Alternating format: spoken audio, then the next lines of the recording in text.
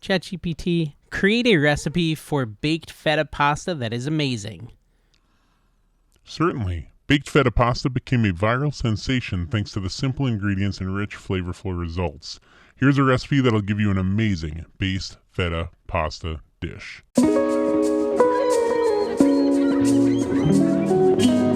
Hey everyone, Dave here, back in the AI kitchen, ready to make something exciting. This recipe is kind of trending right now all over the internet. It's called baked feta pasta. I went over, as always, to ChatGPT or any other AI service, and I asked it, ChatGPT, how do you make baked feta pasta? Give me the best possible recipe you can think of. And you know, every now and then it improves upon the recipe or does a standard recipe, but we always try to cook what it comes up with, and today we're gonna make some baked feta pasta. To start off, preheat your oven to 400 degrees. This looks like incredibly easy, so you need a baking dish. And maybe the fact that it's easy is what makes it viral, but we've got this baking dish, I think this is what they mean, and in the baking dish, you literally just take an 8-ounce block of feta cheese, not fettuccine, but feta cheese. Now, historically speaking, I don't really like feta cheese, but that's because like people put it in my salad and stuff, so maybe it's good in this format. And then we surround the feta cheese with 2 cups of cherry tomatoes that I've rinsed. So some rinsed cherry tomatoes, there's a half a cup.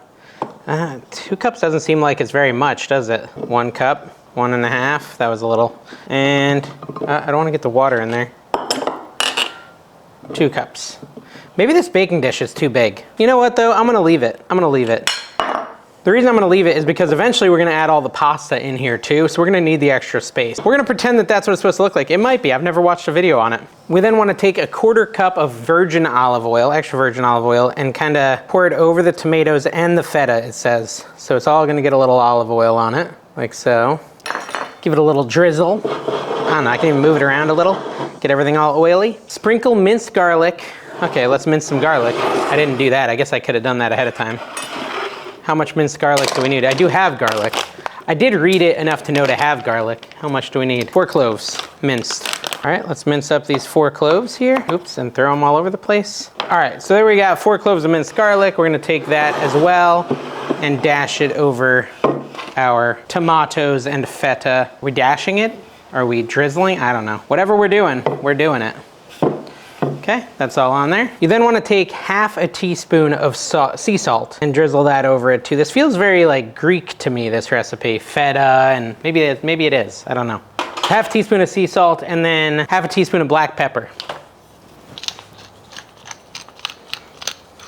It also says you can add some red pepper flakes. Maybe I'll add a little bit of that. Actually, I'm not going to, because if I do that, my kids won't eat it. It says optional. It says the red pepper flakes are optional, adjust to taste. So we're not gonna put them in, but you could put half a teaspoon of red pepper flakes at this point. Now we wanna take this baking dish into the oven that's preheated to 400. Bake it for 25 to 30 minutes, or until the tomatoes are bursting and the feta has a golden hue. I'm gonna put this in for a half hour and we'll be back. Okay, so while the feta and the tomatoes are all cooking, we are going to get the pasta ready, which is really simple. Just follow the directions on the box, I believe. Yeah, while the feta and tomatoes are being cooked, cook your pasta according to package instructions and make sure you reserve a half cup of pasta water. I always forget to do that. This says to add it to boiling water and cook it for 10 to 12 minutes. How much pasta do we need? It says 10 ounces of pasta. This is 16, so I won't use this whole thing. Okay, so let's move over to the skillet and we'll get cooking some pasta. All right guys, so you're gonna need a half a cup of chopped basil. Walmart didn't have any like fresh basil, so I got this like pre-chopped stuff. It's close enough to a half a cup, but it's not a full half a cup. So get that ready. If you did get fresh basil, go ahead and chop that now, half a cup. The water is coming to a boil. It's very close right now, so we're gonna be adding the pasta in just a second and moving on to the next step. This is a super easy recipe. I think it's gonna be delicious. Again, I'm not really into feta, but if this can make me like feta, then we'll know it's a great recipe. Okay, so another thing you're gonna need for this recipe, guys, is some lemon zest and some lemon juice. So just grab a zester and zest off some lemon zest. We're gonna use that in a little bit. And rinse your lemon first. I mean, that's what I did. You don't have to. Do whatever you want, but I would recommend it because, you know, all those hands are touching it and stuff, and then it's rolling on the conveyor belt at the grocery store. Anyways, there's plenty of lemon zest, I would say. More than enough. Slice it in half and juice it into the bowl here. I'll take those seeds out in a second, but first I want to throw the pasta in because that thing is boiling like crazy. All right, that should be about 10 ounces. I forgot to bring something to mix it, so I'm gonna use this incredibly sharp knife, which is not how you cook, guys. But you gotta mix it right away, otherwise it sticks together. And then I'll go get something normal to mix it with. All right, so there we go. I got a normal spoon. I'm gonna turn down the heat a little. It's a little crazy bubbly. So I realized the recipe calls for zest and juice from half a lemon. So I'm gonna only use like half of this zest and half of the juice. Although I didn't get much juice from my lemons, maybe I should use it all. Whew. So a side effect of cooking this feta pasta is your house is gonna smell delicious. This smells so stinking good. There we go. All right, so we got our delicious looking tomatoes and feta. Look at all that liquid. Is that all from the tomatoes? I only put a little, well, I guess it's the olive oil too. Pasta should be finishing right now, so I'm gonna pull that off and strain it as well. Yeah, that looks pretty good. It says to reserve a half cup of pasta water. So I'm just gonna grab that now while I'm thinking about it. Get my own pasta. Oh, gonna burn my fingers. Did it say half cup or quarter cup? I got a quarter cup. It says reserve a half a cup though. How can I get more without burning my fingers? Can I use a spoon and then like spoon it in there? That's gonna take an age. An age of an age. And yet I'm still doing it. Here we go, I'll use this one to get some more. Oh, it's so hot. Good enough. Maybe, let's see. No, it's still not enough. All right, I got a half cup of pasta water reserved. Nice. So now I'm gonna take this out, strain it. All right, so here's the strained pasta. Just set that aside for a second. Ooh, that pan is real hot. And we wanna squish down our tomatoes.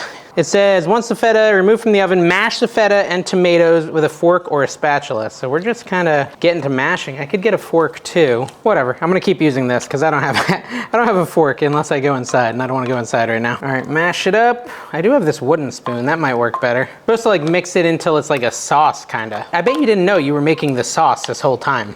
I didn't know it. Now I realize it. But basically we're making a sauce. A cheesy, creamy, tomatoey sauce. Probably not great if you have indigestion. Warning. Word to the wise. Word to the wise. I mean, I don't think there's anything I can do about the fact that you've got like your tomato skins in there, and that's just part of it. I can't make them evaporate, so I'm gonna pretty much call this done. All right, so we're gonna add our pasta to this sauce and kind of combine that. And then once that's combined, we're gonna add our basil expedition. Austin Powers reference, guys. Mix that all up. All right, it's looking pretty good. I really hope I like this. I'm not into feta. This is a lot of basil that it calls for. Do I really wanna put, I'm gonna put it in there, but it seems like a lot. It says half cup of basil leaves. So lots of basil, lots of basil. That was chopped. I mean, that's like a significant flavor changer. It's also kind of turning it green, which is interesting. So we added our basil. Up next, we're gonna add some Parmesan. I didn't actually shred my own Parmesan. Obviously, it'd be better if I had. Instead, I'm just using this nasty stuff. Quarter cup of that. I believe that's what it calls for. Yes, quarter cup of grated Parm goes in there next. What else are we adding? Oh yeah, some of the lemon zest goes in there. And some of the lemon juice. We're do like half of it. Mix that all up. A lot of flavors going on here. And the reserved pasta water, which is half a cup of reserved pasta water. That's a lot of reserved pasta water. And then mix everything thoroughly, ensuring that everything is coated in the sauce. This looks weird. I hope it's good. I've made a couple of recipes today and everything's been delicious. Hopefully this isn't the first gross one. It can't be that bad. All right, so let's try this thing. All right, guys, here we are. We've got our pasta ready. Check it out. Nice extreme close-up for you.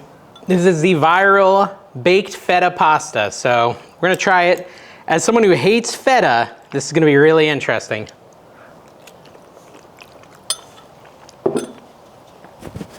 Oh, wow. Holy cow. That is like, sort of insane. It kind of like, I can't even describe it. Hold on, let me get another bite.